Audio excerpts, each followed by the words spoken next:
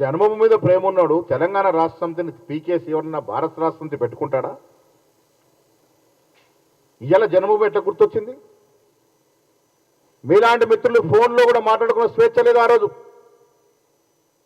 మా ఫోన్లోని ట్యాపింగ్లో ఉన్నాయి. ట్యాపింగ్ మహాగణుడు ప్రభాకర్ రావు అమెరికాలో ఉంటే దాని గురించి మాట్లాడలే. వరంగల్లో చేసిన మోసాల గురించి ఎక్కడ మాట్లాడలే. ఎన్ని మోసాలు చేశారో చెప్పలే.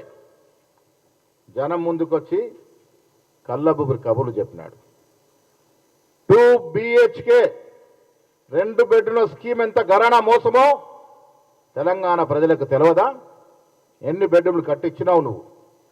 ఇలా కళ మేము సాకారం చేస్తా ఉన్నాం. ఇందిరమ్మ ఇల్లు మొదటి సంవత్సరంలో 4.5 లక్షల ఇల్లు ఇస్తా ఉన్నాం. ఇది మా ఘనత. నీ మోసాన్ని మీరు ప్రజలకు ఇచ్చిన వాగ్దానాన్ని మోసం చేస్తే మేము దాన్ని ఎలా పూరిస్తున్నటువంటి సందర్భం. 10 సంవత్సరాల్లో నువ్వు ఇచ్చిన రుణమాఫీ ఎంత? 1,00,000 చొప్పున 30,000 కోట్లు దాటలే. రా చర్చకు సిద్ధం. మేము 15 మాసాల్లో ఎంత రుణమాఫీ చేశామో 15 మాసాల్లో 21,000 కోట్లు ఇస్తే నువ్వు 10 సంవత్సరాల్లో 30,000 కోట్లు దాటలేని రుణమాఫీ.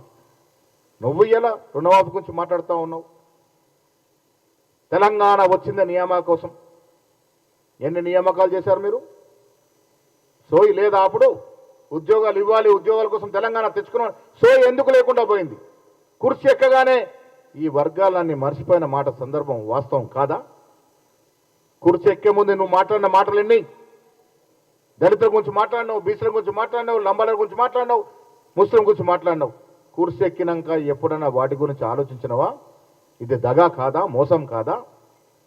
నువ్వు రాష్ట్ర ప్రజలకి మోసం చేసి ఇలా కాంగ్రెస్ పార్టీ గురించి మాట్లాడుతూ ఉన్నావు.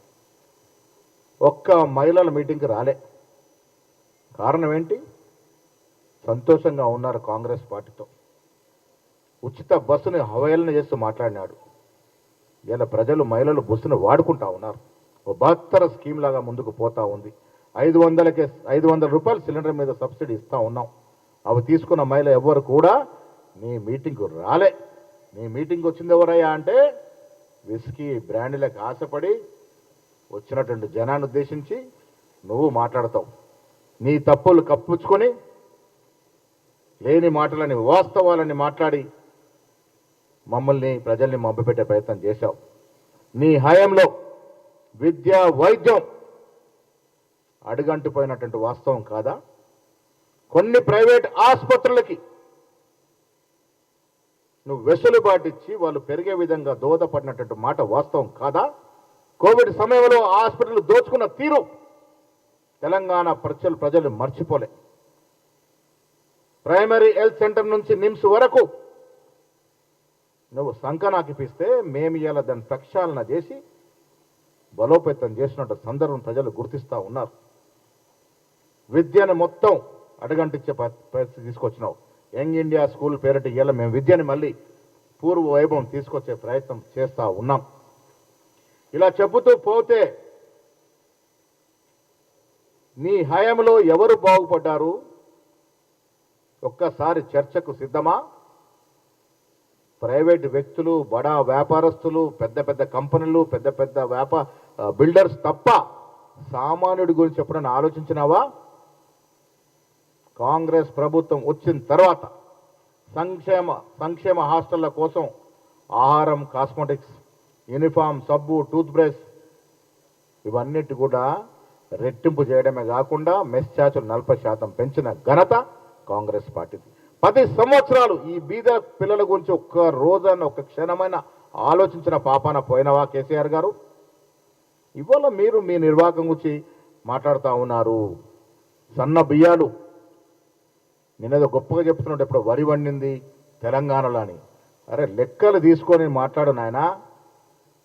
దేశ చరిత్రలో మొట్టమొదటిసారి ఈ సంవత్సరం వరి సాగులో దేశంలోనే మిన్నగా ఉంది తెలంగాణ. దానికి కారణం 500 రూపాయలు బోనస్గా ఇచ్చి వరిని ప్రోత్సహిస్తే ఇలా వరి ఆ స్థాయికి చేరింది. నీ హయాంలో కల్లాల మీద, వడ్ల కుప్పల మీద పడి చనిపోయినటువంటి సందర్భాలు ఇంకా తెలంగాణ రైతులు మర్చిపోలేదు కేసీఆర్ గారు. ఆనాడు తెలంగాణ రాష్ట్రం యావత్ దేశంలో 2వ స్థానంలో ఉండింది ఆత్మహత్యలో, రైతు ఆత్మహత్యల్లో. సగటున రోజుకి 2 రైతులు, 1 నిరుద్యోగి ఆత్మహత్య చేసుకున్నటువంటి ఘనత నీ హయాంలో తెలంగాణలో నడిచింది. 10 ఏళ్ళు నడిచింది. అది మర్చిపోయి మాట్లాడుతూ ఉన్నావు. ఇవాళ నీ కనువాయిల మీద ఎన్ని కోట్లు ఖర్చు పెట్టినావు? నలుగురుండే ప్రగతి భవన్ కట్టుకుని ఎన్ని కోట్లు ప్రజాధనాన్ని దుర్వినియోగం చేశావు? నీ ఫామ్ హౌస్కు నీళ్లు మళ్లించుకొని, నీ ఫామ్ హౌస్కు రోడ్లు వేయించుకొని ఎంత ప్రజల యొక్క సొమ్ముని దుర్వినియోగం చేశావు? ఇది తెలంగాణ ప్రజలకు తెలవాలి. ప్రజలందరికీ తెలుసుకొని తెలవని ప్రజలు ఇలా తెలుసుకోవాల్సిన అవసరం ఉందనే మాట కూడా నేను సందర్భంగా మనవి చేస్తా ఉన్నాను. ప్రజల సొత్తుని, ప్రజల సొమ్ముని నీళ్ల కంటే కూడా అద్మానంగా వాడిన నువ్వు ఇలా తెలంగాణ గురించి మాట్లాడితే ప్రజలు సహించుకోరు. బీసీల గురించి మాట్లాడావు, ఎస్సీల గురించి మాట్లాడి ఏం నిర్వాహకం చేశావు? ఇలా కాంగ్రెస్ పార్టీ రాహుల్ గాంధీ ఆలోచన మేరకు ఈ రాష్ట్రంలో కుల సర్వే చేసి ఎవరు ఎంత జనాభా ఉందో చెప్పగలిగినటువంటి ధైర్యము, సాహసము చేసింది కాంగ్రెస్ ప్రభుత్వం, రాష్ట్ర ముఖ్యమంత్రి రేవంత్ రెడ్డి గారు. నువ్వు డబ్బు వృధా చేసి సకల జనుల సర్వే చేసి దాన్ని మడతపెట్టి నువ్వు నీ కొడుకు జేబులో పెట్టుకున్నారు. ఎవరి కోసం చేసావు సర్వే? అది ఎవడి సొమ్ముతో చేసావు? ప్రజల సొమ్ముతో చేసి మడతపెట్టి నీ పాకెట్లో పెట్టుకున్నటువంటి నీ తీరు ప్రజలు గ్రహించలేదా? ఇవాళ కూలర్ సర్వే చేసాం, 42% రిజర్వేషన్ ఇచ్చాం. దాని గురించి మాట్లాడలేయాలని వరంగల్ సభలో ఆ ఊసే ఎత్తలే మీరు. దళిత కోట క్లాసిఫికేషన్, సబ్ క్లాసిఫికేషన్ ఎవరు చేశారు? సుప్రీంకోర్టులో జడ్జిమెంట్ వచ్చిన రోజే ప్రజలకు ఇచ్చిన వాగ్దానం, దాని తర్వాత ఇంప్లిమెంట్ చేసిన విధానం కాంగ్రెస్ పార్టీ నైజం అనే మాట కూడా ఈ సందర్భంగా మనవి చేస్తా ఉన్నాం. నిన్న మీటింగ్లో చూసాం.